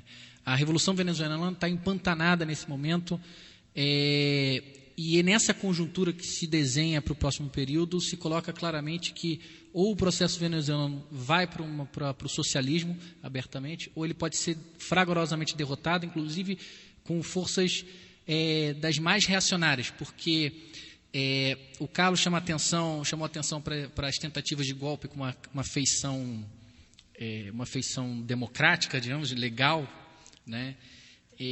Só que o que nós estamos vendo agora na Colômbia, que é vizinha à Venezuela, é a tentativa de sufocar as manifestações populares diretamente com uma intervenção gigantesca militar, né? Inclusive a partir do governo. Claro. Né? Direto, que é um governo conservador. Exato.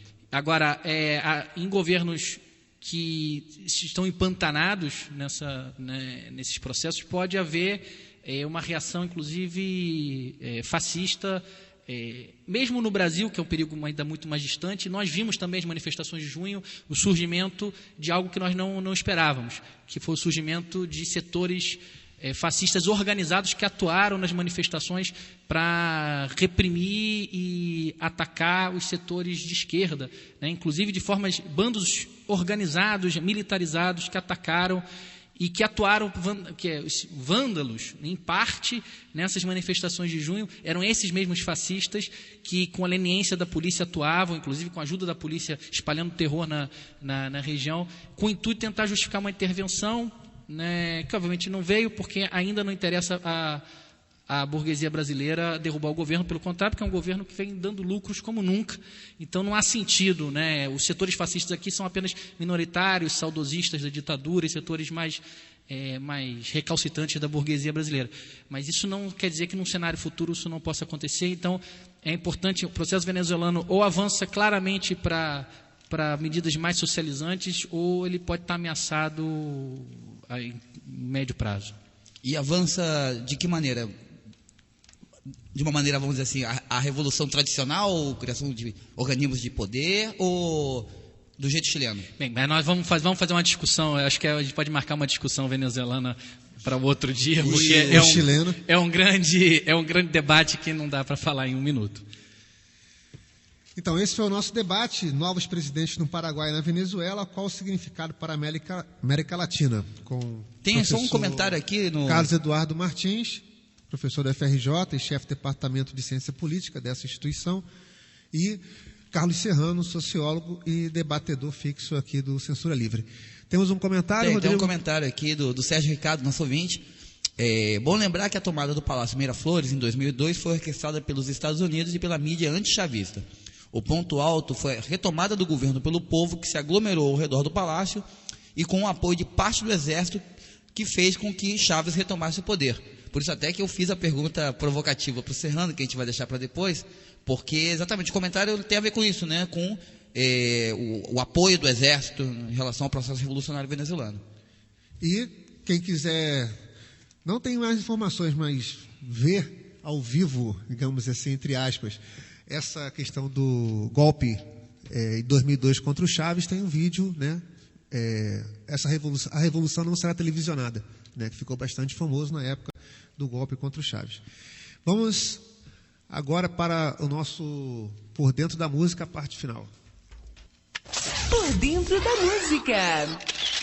Isso, voltamos aqui agora, troca rápida aqui de personagem, voltamos ao DJ Chile. Vamos aqui falar rapidamente das duas outras bandas finais do Por Dentro da Música, do rock progressivo. Agora vamos para os anos 90, falar...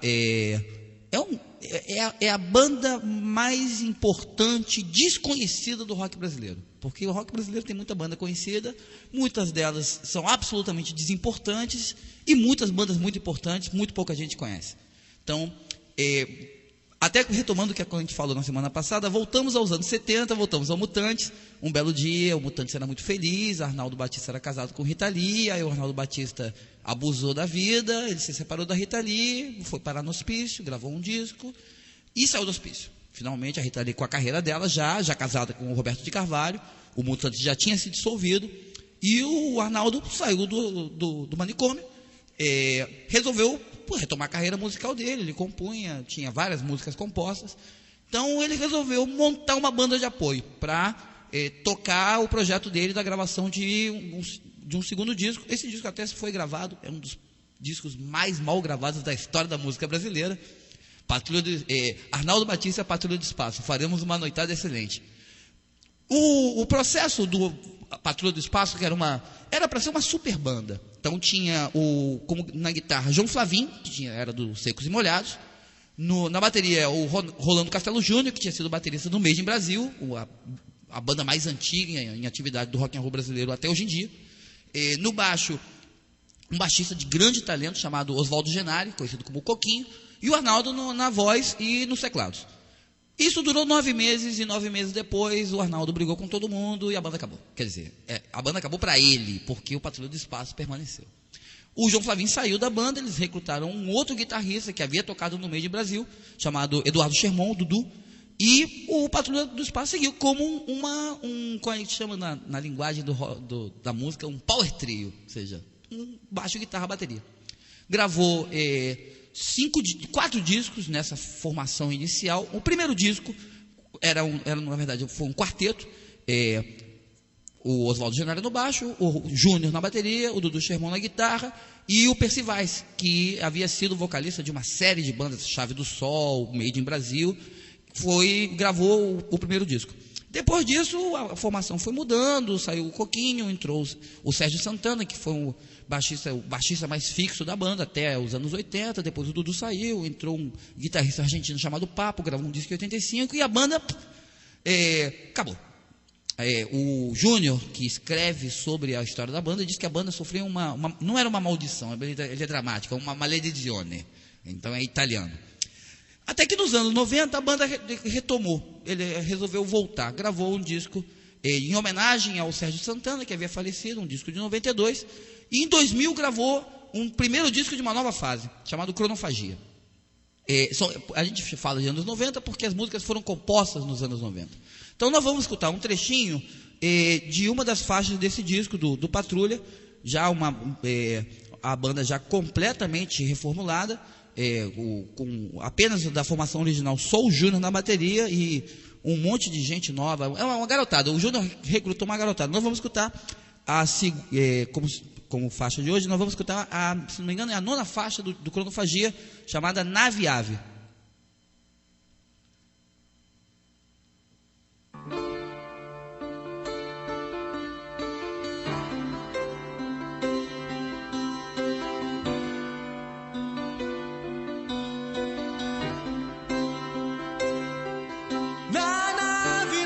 Sob a névoa do pássaro que voa, mas na terra onde nada afla, a égua destoa.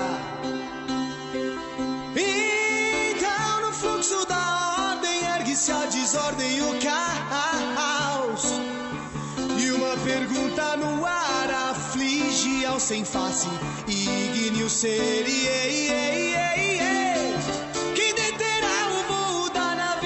Escuta a névoa sem ser a ave. Quem deterá o voo da nave que pra escutar a névoa sem ser ave?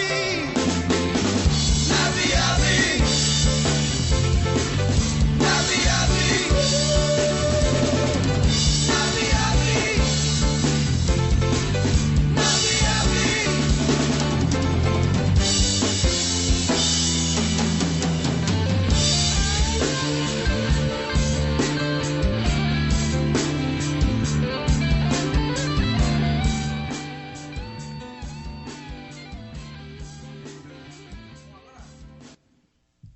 Oi, agora rapidamente então sobre a segunda banda, nosso tempo tá curto hoje. Vamos falar um pouco rapidinho do Violeta de Outono, mais uma banda pouco conhecida, mas muito conceituada.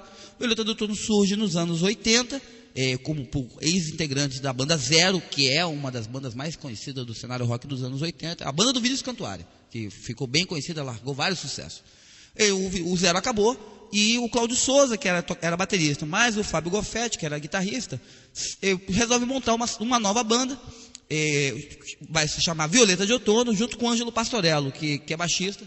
É uma banda profundamente influenciada por Pink Floyd e Beatles. Então, originalmente, era uma banda de rock psicodélico, vamos dizer assim. O EP, que sai antes do primeiro disco do Violeta de Outono, tem 2 músicas cover, Tomorrow Never Knows, do Beatles, e Astronomy Domine, do Pink Floyd, do primeiro disco do Pink Floyd, que são versões que fazem inteiro jus às versões originais, são excelentes os covers. Mas o que nós vamos escutar é uma faixa do penúltimo disco do Violeta de Outono, volume 7, que é um disco muito mais próximo do que a gente conceitua como rock progressivo. Ou seja, presença forte de teclados, letras com inspiração mística ou fantástica e daí por diante. Nós vamos escutar um pedacinho de uma música do volume 7 chamada Broken Legs. É uma das duas músicas cantadas em inglês do disco e que traz esse ar misturado de pós-punk, o rock psicodélico no final dos anos 60, Pink Floyd, Jefferson Airplane, mas com um tempero progressivo ao estilo Yes.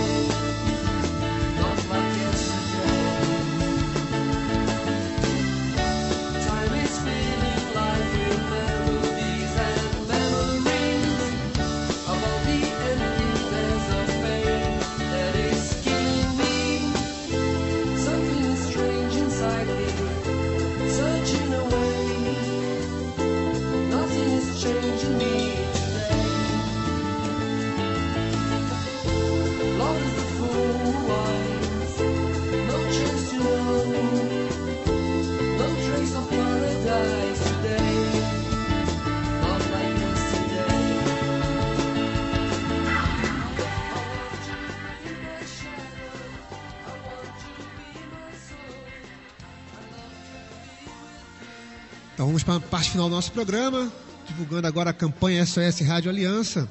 Ajude a manter esta importante emissora no ar. A querida Rádio Aliança FM completa 10 anos. Como você sabe, a Rádio Aliança não tem anúncios, só apoio cultural. Sendo assim, ajude e colabore.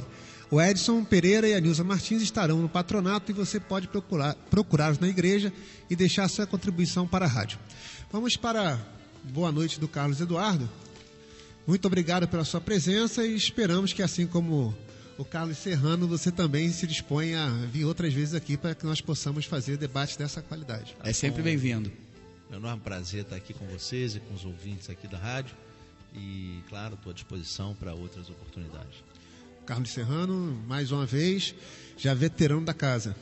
Dar uma boa noite a toda a equipe, agradecer também a presença e poder estar aqui presente, agradecer aos ouvintes. E só queria chamar a atenção para uma coisa: hoje completam 34 anos da lei da anistia e que foram libertados os presos políticos. E é importante marcar porque é um momento importante da nossa história e que simplesmente a imprensa não fala nada. Isso aí, lei da anistia. Então, até vamos fazer aqui uma propaganda para a semana que vem, né? Semana que vem a gente tem um tema muito especial. Semana que vem é 7 de setembro, dia da independência, mas no meio da semana se completam os 40 anos do golpe no Chile, 11 de setembro de 73. E além disso, estamos passando por uma complicação, uma situação, vamos dizer assim, constrangedora, que tem a ver com uma resposta da presidente Dilma às manifestações de junho, que é o programa Mais Médicos. Então, médicos de fora do Brasil estão sendo avaliados para participarem, para irem para os mais diferentes, distantes rincões do país. E isso tem levantado muita coisa feia. Tem levantado um comportamento muito ruim de algumas pessoas das entidades de classe, da classe médica. Então, a crítica é correta, por um lado, porque em primeiro lugar, o Estado como um todo, União, municípios, Estados, tem que garantir concurso público, tem que garantir remuneração digna para os profissionais que se formam aqui. Mas, por outro lado, isso não justifica xenofobia, isso não justifica denúncias falsas de escravidão. Então, é um terreno muito pantanoso essa história. Então, a gente, de uma forma, a gente aqui no programa quis fazer uma pequena homenagem aos companheiros cubanos que estão vindo para cá trabalhar. Eles não têm culpa de se meter nesse imbróglio todo do Fidel Castro, da Organização Pan-Americana de Saúde, do governo Dilma, do Conselho Federal de Medicina, porque a gente sabe que a intenção do médico, em primeiro lugar, é honrar o seu juramento de Hipócrates e salvar vidas. Então a gente quer, ao mesmo tempo, fazer a nossa propaganda para o programa da semana que vem e fazer uma homenagem aos companheiros médicos cubanos. Então nós vamos tocar um clássico da música cubana, Guantanamera, com a interpretação de um dos mais importantes grupos da música chilena comprometida, né, de esquerda, que é o Quilapayún. Então nós vamos escutar ao vivo na Argentina, gravado em 87, Guantanamera com o Quilapayún.